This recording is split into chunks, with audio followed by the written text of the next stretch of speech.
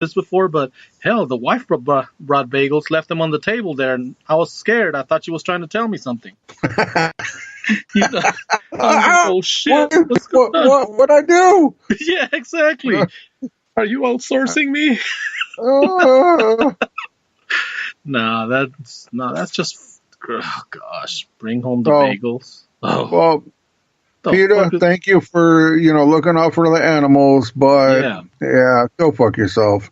yeah. On All that right, matter, I mean, keep protecting the animals. We appreciate that, but yeah, yeah, go fuck yourself on this one. all right. I'm gonna X out of that story. We don't need that no more. All All right. right, on to the next story. Oh yeah. Sometimes you just can't fucking win. No matter what you fucking do, you just can't win.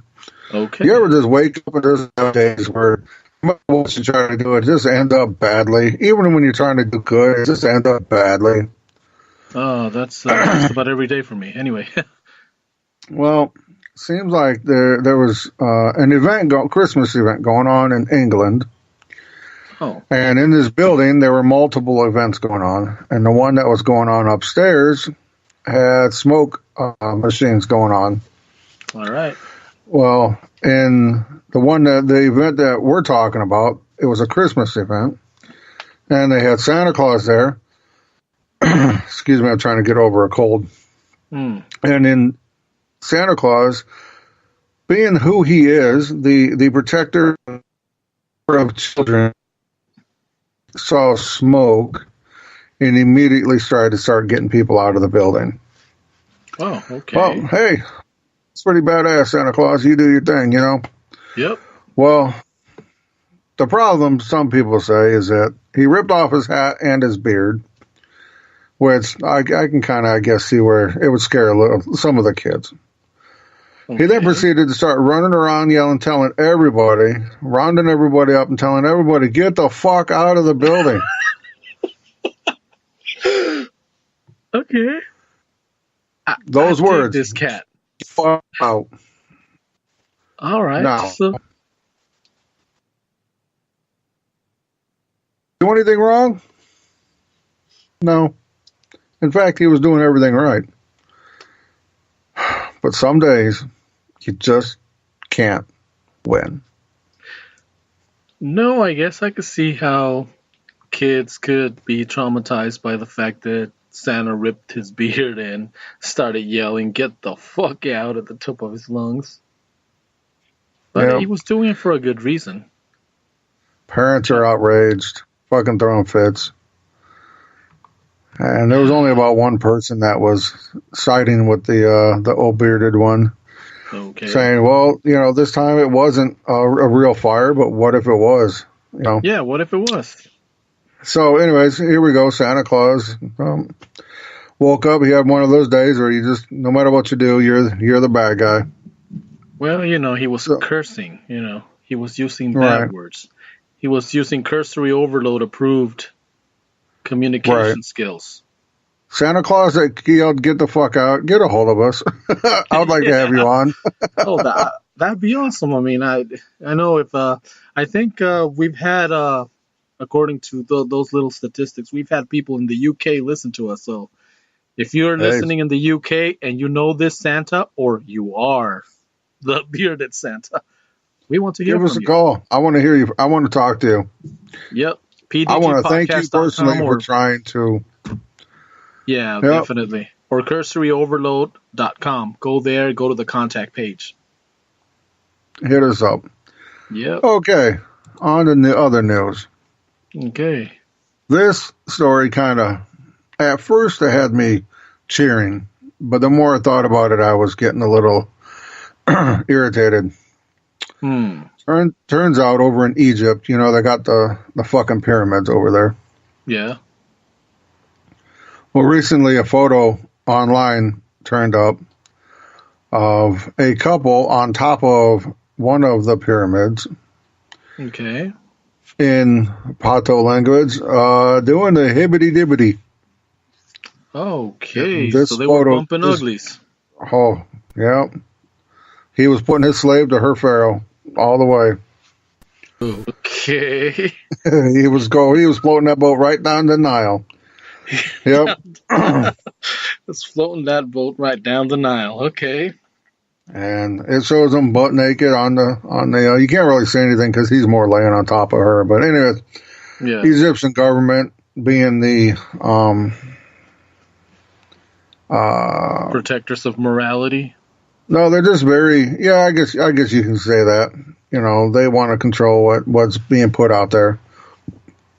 Got fucking heated. Wanted to charge them with unlawful, all this kind of stuff. Now, were they tourists? Yeah, they say they were tourists. Oh God. Well, part of the problem is climbing these pyramids is like a no-go. It's completely forbidden. Oh, okay. So they weren't supposed to be there in the first place. No, they weren't. So that's part of the problem. But now they're saying that maybe the photos and video were fake, but nobody knows for certain. Anyways, here's a big problem. All right, so y'all just had sex on top of the fucking Great Pyramid of Giza. Like, you couldn't even just do a little pyramid. You had to go to the mother lode of pyramids. Yeah.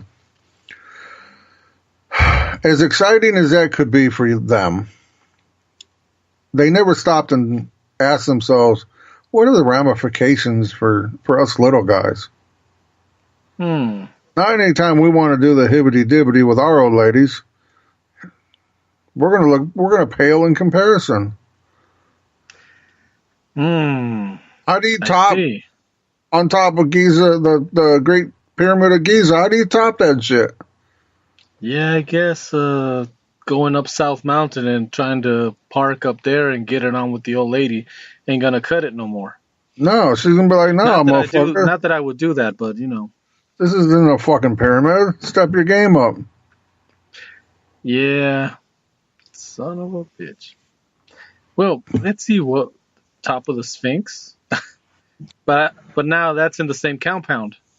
Right. So now forget that. Yeah, the Colosseum. I guess. The moon. Hey, yeah, SpaceX I guess that. In Mars. It could be the last thing we ever do too, but. Well, I don't know. So I think it just was a little bit selfish of them to do that and not thinking about the rest of us. Motherfucker. Huh. Anyways, if you're out there, I'd like to hear from y'all too, because that just took fucking brazen. Okay, so am I to assume they're American? They don't know. Let me see. Or they won't say. No, they're not. I mean, you know. Well, they were images. There's a reason why people don't like us. Were posted in the name of a Danish photographer. So. Okay. No, maybe they're European. Yeah, maybe. Maybe. I'm just saying because, you know, there's a reason why it's bad enough. You know, we travel and they find out you're American. You're like, oh. Yeah. They give you the gas face, you know. Oh, gas face. You remember Third Base? Get the gas. I remember that. Yeah. I remember Third Base. Shit. MC Shirts is still coming out with music. Yeah, he's still. I've seen a few YouTube videos where he's done some interviews, talk about the old times. I just finished listening to a podcast, WTF. Dude interviewed the Beastie Boys. That shit. That's funny. I mean, obviously they're what are they doing? Promoting a book. Yeah, I saw that. I was going to mention that to you. There was a book at what is it? Barnes and Noble. Barnes and Noble. Yeah, I saw. I know because I mean I was listening. They're promoting a book, and it's not the first time I hear about it. But I mean, what's his name? Mark Maron had him there, so it's pretty fun to the way they describe the book. They're talking about when they grew up and they were like, not even old enough to be in bars, so they were like 14, 15-year-olds, 16-year-olds, doing their thing with fake IDs. And I don't know, got me thinking. I'm like, we grew up in that generation where we did a lot of shit that we definitely won't let our kids, or we didn't let our kids do. Hell yeah. I mean, it's like I was thinking. I mean, there's so much things that in our generations we could do that they can't do now. I mean, I was thinking, we got on the bus and went places without my parents, and this is at age 12, age 13. We'd go to the Oh yeah. movies, we'd get on the bus, go to the mall. Well, my mom, I remember growing up, my mom would, we'd get up in the morning. She'd wake us up in summer vacations and wake us up. We'd go downstairs, do whatever, get dressed, take our showers and all that, have our breakfast, and she'd open up the back door. All right, I'll call you guys for lunch. Yeah. No, and the other thing, even before hitting the 12s or teens, whatever, things that you could do back then that you can't do now. Because I remember mom would send us to the little corner store. We lived in a small neighborhood here in Phoenix. And she would give us money and a note to hand to the person there. It was one of those small mom and pop stores. Right. And we'd hand in fact, there was Chinese people. They owned it. It was some Buckeye in like 33rd Avenue or something like that. Anyway, bottom line is we'd walk there because we lived nearby, hand him the note, and he just put stuff in the bag. And I get home and I realized that I was like 8, 9 years old, and I'd come home with a gallon of milk, cigarettes for my mom. Huh. Things that they would do back then. I mean, you could go to the store and people would. I don't think there was like a. I don't remember. In fact, I think I was in high school when I first heard of you have to be 18 to buy cigarettes. Yeah, I think I was in high school when I first started hearing about that as well. Well, I remember because when we used to go to the movie theaters, they had vending machines in the movie theater. Yeah, I was telling my son about that the other day. I said, I remember when you would buy cigarettes out of a vending machine all over the town. And I mean, and of course we knew we weren't supposed to, but we had one kid play lookout, and Right. the other ones would go get a pack of cigarettes out, then try to smoke them and cough our asses up. I guess my asthma didn't let me. Well, I remember we used to go to one place to buy them, and if we went to this one certain place, it used to be a hotel. If we went there to buy them, we would have to. It was in a little room, along with the other vending machines. Anyways, there was a window that would lead to the night checkout. And if we went there to buy them, we would have to slide a couple of extra dollars in that little window in order for them to not say anything. So I think cigarettes were like $1.50 at that time. So we'd buy our cigarettes and have to leave $1 or $2 in the window.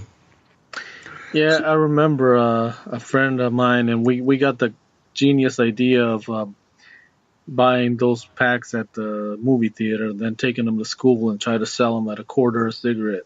Oh wow, there you go. Yeah, they didn't last very long. Get caught and get your ass beat. Oh, pretty much. And it was back then when parents signed that yellow form that allowed the principal to tell you to bend over and swat you with that paddle they had. Oh, I remember that. I was just talking about that the other day. Yeah. I was like, man, I remember when the principal used to beat the fuck out of you. Bro, he'd tell you to touch your toes, and he would be happy. This fucking sadist. I swear to fuck.